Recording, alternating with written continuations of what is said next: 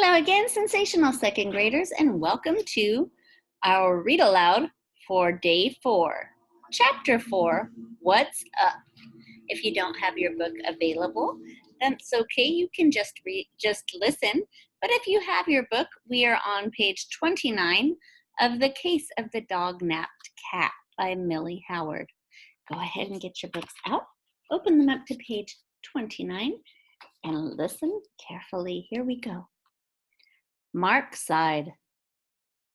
Well, maybe we'd better start hunting for that teddy bear of Tommy's, he said. It's been an awful long time now. All those posters we handed out, said Corey.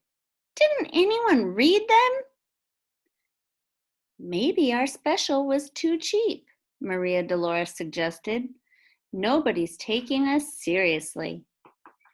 Mark shot a rubber band across the room and opened the notebook again. I wonder how Dad...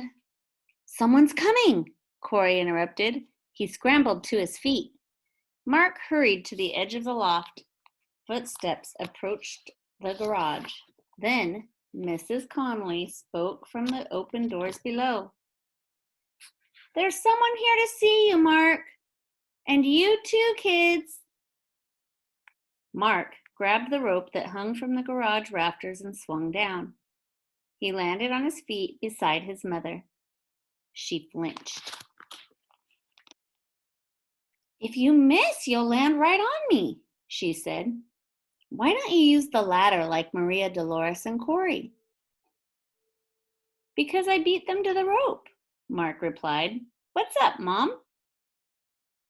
It's my Samson, old Miss Woolsike said. She stepped in beside Miss Conley. She leaned heavily on her cane. He's gone. Come to think of it, I haven't seen him today either, Mark said, surprised. I remember feeding him. Oh, it was last night, wasn't it, Mom? That's when we had shrimp for supper. His mother nodded. We saved him a piece. She looked at Maria Dolores and Corey. You haven't seen him either? Not lately, Corey said. I'm sorry, Inga, Miss Conley said. Maybe the kids could ask around the neighborhood for you. Yes, Mark said. We'll be glad to. The Crime Busters would, I mean. His mother looked puzzled. Crime Busters? Mrs. Woolsike handed her a bright yellow paper. Mark recognized it as one of their posters. Yes, the Crime Busters. The grocery boy gave this flyer to me when he brought my order, she smiled. You know, I haven't heard that name since your daddy was about your age, Mark. Why, I remember the time he found an old sword that was stolen from the carriage house, and the time he discovered who was playing tricks on old man Evans. The minute I saw the poster, I knew I needed a crime buster like your dad. Crime buster? My Jonathan? Mrs. Conley sounded surprised. Mrs. Woolsike nodded, shifting her weight on the cane. I always thought that experience with fighting crime as a youngster was responsible for his career in law, you know. Mark grinned. He tucked a hand under Mrs. Woolsike's elbow. Why not discuss the details in comfort? The two other crime busters followed them back into the house. Mark controlled his impatience until his mother had settled Mrs. Woolsike comfortably in the wing chair. Then he asked, What makes you think Samson isn't just visiting around? He always comes home. Mrs. Woolsike's voice shook slightly. He may roam at night, but early in the morning he scratches at the door. Or, in good weather, I'll find him sleeping on the porch. He never stays away for a long time. He knows how much I need him. So he hasn't come home since Monday night? Mark tried for a professional tone. Maria Dolores's eyebrows soared closer to her hairline, and her dark eyes sparkled with anticipation.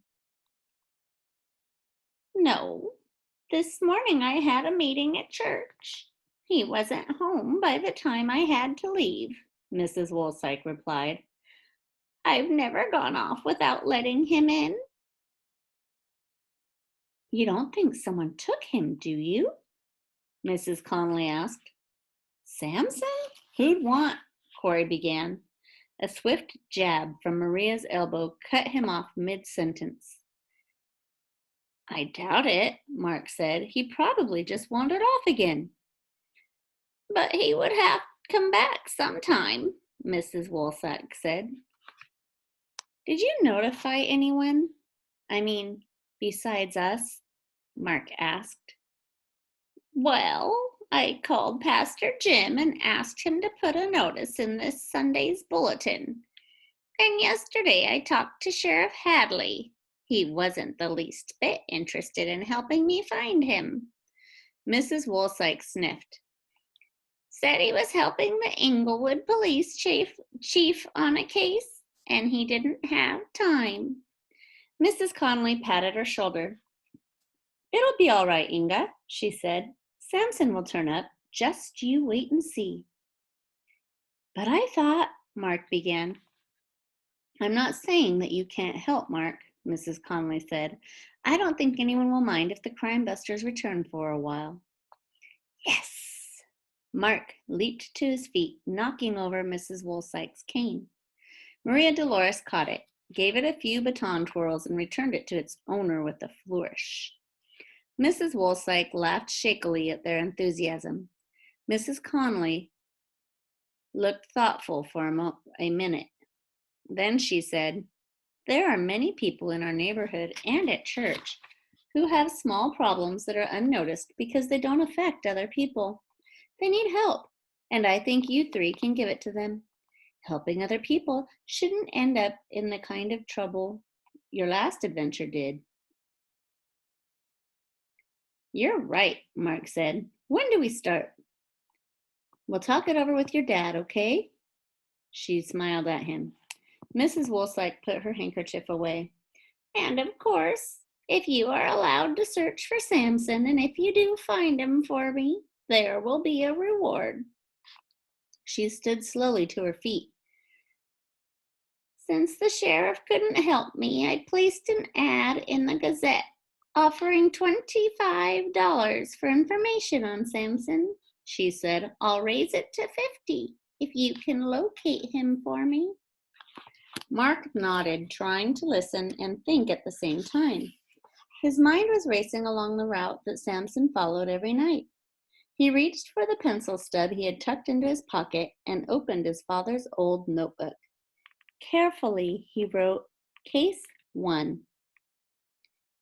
Now, let's see, Mrs. Wolsike. Samson comes by our house at about... Corey pulled a tissue from a pack he carried in his back pocket. He blew his nose and sank into his chair. He grinned, and then he said, Still bored, Mark? All right, boys and girls, that's the end of our chapter 4. We'll read chapter 5 next time. Have a beautiful day.